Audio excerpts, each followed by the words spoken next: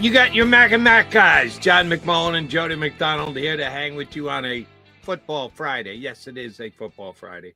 We'll acknowledge the baseball team in just a second. But first things first, yes, get ready for another Eagles games, an all-green matchup that I was very much looking forward to in July and August. And now that we've arrived here in October, yeah, I'm not really looking forward to it all that much because this was going to be a big one, man.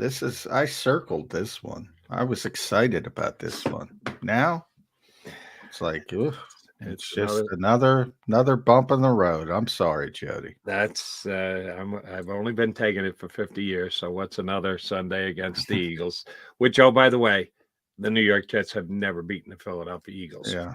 In a tradition like no other, the Eagles-Jets final preseason game of the year, which the Eagles used to lose every once in a while. The Jets would find a way to beat them in preseason. Yeah. Yeah. Unfortunately, the regular season games are the one that count, and the Eagles have never, let me repeat that, never lost the Jets. 13-0. Is it 13 or 15? I believe it's 13. 13. I'll double check. Be 14 by Sunday. So, yeah, we will talk plenty. And if the Jets somehow find a way to jump up and win this game, my guess will be that it'll be more the Eagles shooting themselves in the foot than the Jets putting forth some kind of phenomenal performance. Because I've talked about the Jet defense all year long. And they've had a couple of injuries, and they got injuries going into this week with big one popped up yesterday, by the way. Big one. Big injury. Which one are you referring to? Jalen Carter. For the Eagles. Yes. I'm talking about the Jets injuries. Yeah. They're down a couple of their cornerbacks. Looks like the top two guys, DJ Reed and Sauce Gardner, are both going to play, but I don't know that either one of them is 100%. Reed just got out of the concussion protocol and was limited to practice yesterday, but their backup guys are both hurt. The Jets are not at 100% coming into this game on the defensive side, which is their lone strength. All right, so yeah, let's get to that Eagle injury. Did Jalen Carter get hurt stepping out of the shower or something? Because he practiced fully the day before and nowhere to be found yesterday. What the hell happened, Johnny Mac? Hopefully we'll get some information this morning from Nick Sirianni as far as, he's probably not going to give us a timetable. But as far as what happened, because you're right, everything's copacetic on Wednesday, and all of a sudden Thursday pops up and he's not there and he's injured. And he's not practicing at all. And he's in red ink on the special teams depth chart, which means you're injured. Very surprising. And obviously not in a positive way. Now, people get hurt in practice. I mean, Jordan Mailata got injured last year in practice and had to miss a couple games. So it does happen, but obviously it's the way he's been playing.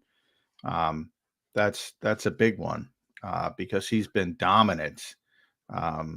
And, this is probably the week where you can persevere, but you don't want to. And Thursday, not being able to practice is not a good sign for a Sunday game. I will say that. You mentioned Mailata. Didn't he get hurt in a game last year? Didn't he get hurt on his knee in practice on a return pick six? 2 years ago. You're right. Last year was the shoulder. 2 years ago, he injured his knee in practice. Last year was the shoulder on the pick six against Jacksonville. Right. Correct. Yeah. But your point of you can get hurt in practice is legit, not often. And you know what it was? If he did get hurt in practice, and this is pure speculation by McDonald and McMullen here. We don't know when he got hurt, how he got hurt, how hurt he is, or anything else. But if he did get hurt in practice, it's the intensity of that Eagle practice, John. The coach went bragging on it last week that they're so intense in practice. I guess Jalen got a little too intense in practice and ended up hurting himself. It's you can get, and that's the thing about football. I mean, the worst injury maybe I've ever seen in practice was Teddy Bridgewater's. Ever heard of? That was in practice. It happens. It doesn't happen a lot, but it definitely happens.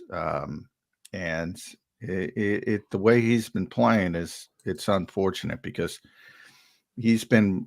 I don't think it's an overstatement to say he's been one of the best defensive players in football to this point, the entire NFL. Um, and I think he's been the best Eagles defensive player. And the Eagles have a lot of good players, and I think he's been the best, which we don't often say about rookies. But yeah, I mean that's a big break for the Jets if he can play, especially with a young quarterback who's probably prone to speeding up and making some mistakes if you have a player like that out there. So if he doesn't go, if he's not ready to go by Sunday, and we won't know that till Sunday, I can guarantee you that, because Nick, Mr. Tactical Advantage, will not be informing the world as to his status. He's going to want to keep the Jets guessing. That's the bad news. Good news is Fletcher Cox full go at practice yesterday. Fletch is ready to go, so that helps. Saw him partying in the Philly locker room after the game. So I'm guessing, no question, Fletcher Cox is going to be able to play on Sunday. If he can go and throw champagne around with the Phillies, he's got to be good to go for the Jets. He's ready to go. Fletch even heard Robert Saleh talking about giving Jalen Hurts 11 kisses because someone asked him about Breece Hall and the year that he's having and the big play ability that he's brought to the Jets. And he's probably the Jets, biggest concern on offense right now. He said, we got to give him 11 kisses every carry. So, yeah, he's ready to go. And that'll help. Sidney Brown talked to him for a long time. He's going to play. That'll help. Justin Evans had a big knee brace on. I don't think he's going to play. And I don't think Slay's going to play. And that popped out of nowhere either. I mean, he was his usual jovial self after the game in Los Angeles. He was holding court. And all of a sudden he pops up on the injury report Wednesday. He didn't even practice. So it couldn't have happened in practice. Had to happen in the game. But I can't get the sneaking suspicion that they want to make sure he's optimal for Miami and Tyreek Hill and Jalen Waddle and all those guys. Again, the Eagles, I mentioned it yesterday on the show. The Eagles would never admit it, but I think, they look at this game as a little bit of a breather from a defensive perspective, at least in the passing game. And probably being cautious, but that's just my speculation there. Could this possibly be? And at some point, I'm going to have to cop to this because Rashad Penny has become a complete non-factor. I suggested that at some point during the year, you would see the Eagles take a running back and put him on load management. Again, they create some kind of quasi-injury, kind of like this one with Slay, which you're telling us Sunday in the locker room, perfectly fine, no practice, unless he slipped in the shower, and they haven't said he slipped in the shower. It could be a load management thing. You just kind of laid it out the way they might be looking at Slay's status. I thought that could happen at running back this year. Now, it hasn't played out that way because they seem to be afraid to get Rashad Penny up for any games, so they don't have the depth, or at least they don't have in their own belief, the perceived depth that I thought they were going to have coming into the season. Going load management at quarterback, at cornerback. Well, I wouldn't describe it as that. I look at last night. Travis Kelce's playing at a high level, impressing Taylor Swift, yada yada yada. He's got an ankle injury. He's still making plays. Guys play through injuries all the time. I'm not questioning if Slay has an injury. I'm saying there are certain injuries where you can be cautious with on a certain week versus, if it were Miami, you might need him out there, and he might be capable of playing. And by the way, this is just purely my speculation. I'm not reporting. Both sides. I'm going there with you, buddy. Yeah. You don't have to think this. Well, some people think, say, oh, McMullen said he's sitting down, but people hear what they want to hear. I'm not doubting he's hurt. he's got an ankle injury. I'm not I saying they're am. making up. Yeah, yeah. Well, that's blame that one on Jody. Yeah, I I'm absolutely saying, put it on me. I'm saying that, and I wasn't even there. I'm taking John at his word that Slay looked fine in the locker room afterwards. He didn't limp. He didn't say anything about it. Nobody questioned him about it. And all of a sudden, he hasn't practiced yet this week.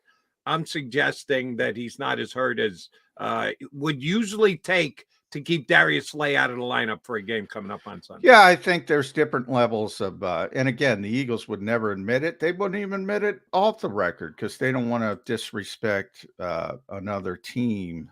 But I think human nature factors into it, and I think there's a little room to be more cautious with an injury this week than perhaps another week, is how I'll describe it. And that's why I bring up Travis Kelce. He's clearly hurt, but he's playing through it. He's still making plays.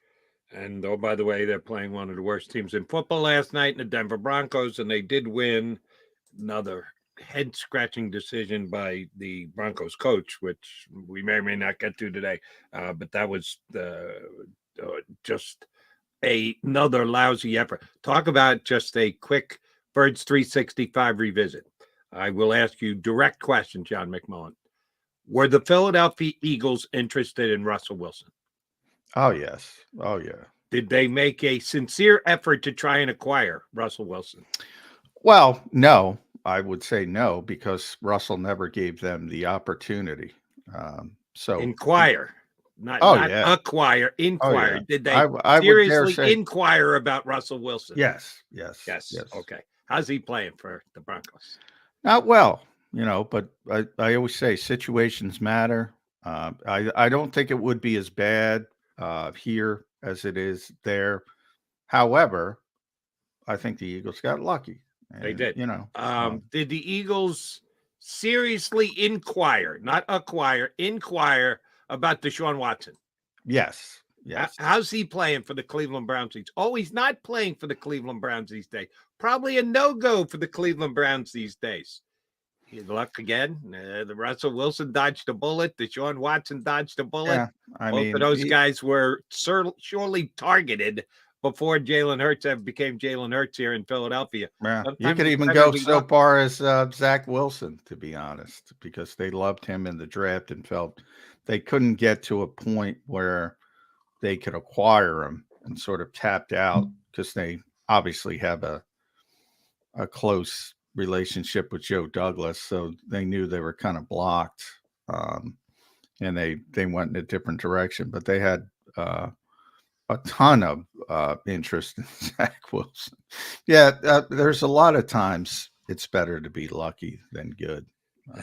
The Eagles are lucky to have Jalen Hurts, which certainly we'll talk about plenty today. All right, one more thing before we get our first guest up, which will be Paul Domowitch from 33rdteam.com, and his stat pack will be up on JAKIBSports.com well in advance of today's Sunday's game against the Jets. That's already up. JAKIBSports.com. Does it go up? I thought it didn't go up till Friday afternoon. No, it's up. It's up right now. A lot of good nuggets in there. Go to JAKIBSports.com to catch up on Damo, or just stay tuned here because Damo's going to share most of it with us when he jumps aboard. Roster juggling. We speculated on it yesterday. I think you hit the nail on the head. I think you said that, come on, we're going to do this whole punter up, cut him, and then sign someone else to the practice squad and bring him up 3 weeks at a time. Maybe Braden Mann actually gets the gig. He did, as of yesterday, officially signed to the roster. They used the spot that they had for Cam Jerkins to the IR. Mann has been fine. That's how they fine. Not uninspiring, not bad, but fine so far. And they're fine with fine. If they have a game like they did against the Rams, they only have to punt once the entire game. That'll be fine too. I'm fine with them making the move that they did. But I thought they were going to leave that open for Nakobe Dean to get into the lineup on Sunday. Again, limited yesterday, and you had limited view of practice. They going overly cautious with Nakobe as well? And do you think he won't be dressed? No, if I had to bet, I'd say Nakobe's going to play. And I said this with N'Kobe and to a certain extent, Sidney Brown as well. And this is just my own thought. This is a perfect week to get him involved, get him back in the mix, and try to get them as a part of it, because I think Justin Evans, pretty clear he's not going to play. So either go back to Terrell Edmonds or give Sidney Brown a shot. I think this is a perfect opportunity to give Sidney Brown a shot. He can make a mistake or two this week and get some of the startup costs out of the way. It's probably not going to hurt you that much. And then N'Kobe, shake the rust off again. If you're looking at N'Kobe's game, it's, the biggest question marks would be the coverage aspect of it. And again, it's an easier week than typical in that aspect. So I think it's a perfect opportunity to get them both involved. With Brown, I don't know. They might default to Terrell Edmonds because the veteran presence, knows how to play and all that. So I'm more, but with N'Kobe, yeah, I mean, he's ready to go. And I don't think the Eagles are going to be, again, we talk about the 3 sacks. Like fans are going to get enamored by the 3 sacks. The Eagles know what went on there. And Nick Morrow deserves all the credit for cleaning up and making plays, but they know N'Kobe's a better linebacker, and that's where they want to get eventually. And he's healthy as your best linebacker. He's back in there. All right, so we're back to the same repetitive question I think we've been asking each of the last 4 weeks. Somebody's got to go. If you're going to reinstate N'Kobe Dean off the injured list, then someone needs to come off the 53-man roster. In a week where we don't know Jalen Carter's status, I doubt that it's going to be Contavious Street. My default position is always Contavious Street. No, not sure why. Forget about Contavious. No, he's solid. Right. Solid. He actually played okay last week when he got to. They were down a couple of DTs, so he got a couple of snaps in there. And unlike Derek Barnett, actually showed up on the stat sheet. Where are they? Not going to be Derek either. Unfortunately for you. Yeah. Unfortunately, I would say, judging by the brace, it could be Justin Evans to IR. You could do it that way. But if I were to pick a player, if Justin Evans isn't going to be out 4 weeks or something of that nature, and you can't tell by braces, but he was wearing a big brace. I would bet, unfortunately, I would bet on Mario Goodrich as being the guy. That would be my guess. In a week where Slay might be sitting, I know Goodrich is. Or, it could be Rashad Penny as well. They've been working out. They brought in a practice squad running back, Brian Kovac. They worked out another one. I forget his name. If they have confidence in those guys, might even be Penny, but I would lean more towards Goodrich. And they will keep that under wraps till Sunday when they head up to Turnpike to take on the Jets. All right. It is time for our first guest. Joining us next is our buddy Paul Domwich, 33team.com, and his stat pack, John tells me, is already up on JAKIB Sports. I don't know why I didn't think it went up till Friday afternoon. I thought that Damo would do us a solid and keep it under wraps until he came on our show on Friday. We need shelf life. No, he puts it up on the website first. Thank you very much, Damo. 12-0, by the way, the official number, Jody. 12-0. Eagles. The Jets have lost 12 straight to the Eagles. They're going for the 13th. I thought it was actually 13-0. Getting ahead of myself as a loser Jet fan. All right, Jody Mack coming back. We'll talk about Eagles, Jets, and a couple other things around the National Football League with Paul Domwich. He's up next here on Birds 365.